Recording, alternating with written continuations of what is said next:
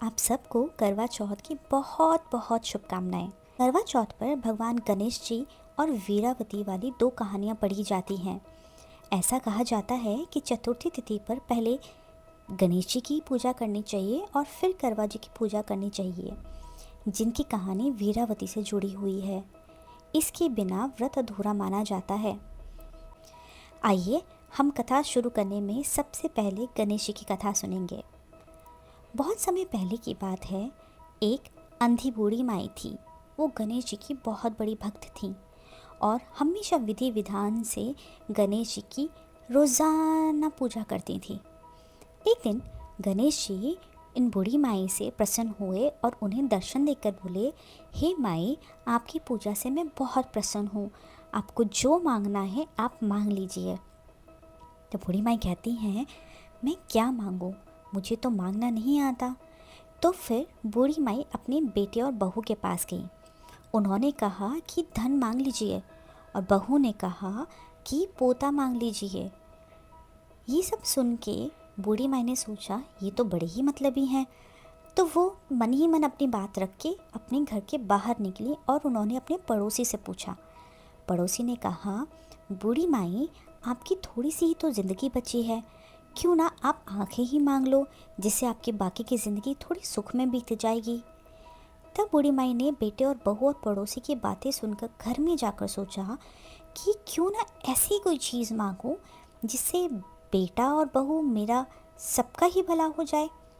तब दूसरे दिन जब गणेश जी आए और बोले कि माई, आपने कुछ सोचा, आपको क्या मांगना है, कृपया मुझे बताइए ताकि मैं आपको वरदान दे सकूं। हमारा वचन है, जो आप मांगेंगे वो आपको अवश्य ही मिलेगा।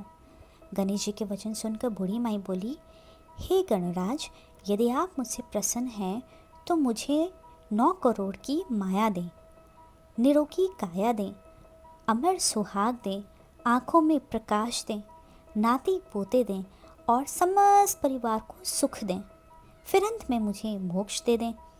बूढ़ी माई की बात सुनकर गणेश जी बोले, मैया, आपने तो मुझे ठग लिया। चलिए तथास्तु कहकर गणेश जी अंतर्ध्यान हो गए। हे गणेश जी महाराज, जैसे बूढ़ी माई को मांगे अनुसार आपने सब कुछ दिया, वैसे ही आप सबको देना। बोलो गणपति बापा की जय, गणपति बापा मोरया, बोलो गणपति भगवान की जय। आइए अब हम वीरावती जी की कहानी सुनते हैं, क्योंकि करवा चौथ के दिन ये दोनों मुख्य कथाएं हैं और दोनों ही हमें सुननी चाहिए। पुरानी कथाओं के अनुसार एक समय की बात है। एक साहूकार के घर में वीरावती नाम की बेटी थी। उसके 7 भाई थे।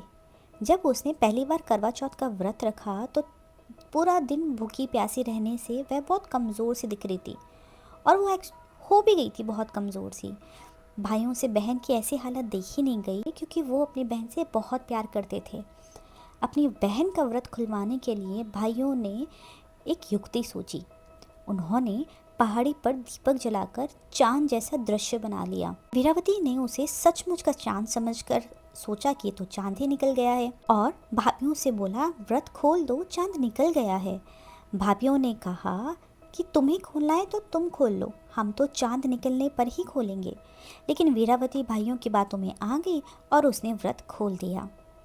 इससे उसके पति की मृत्यु हो गई।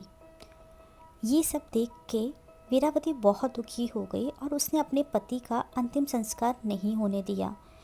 वो अपने पति के शव के पास ही बैठी रहा करती थी। ये जो कुछ भी हुआ, ये देखकर उसका मन बहुत दुखी था और उसने सच्चे मन से माँ पार्वती की पूजा करना आरंभ किया।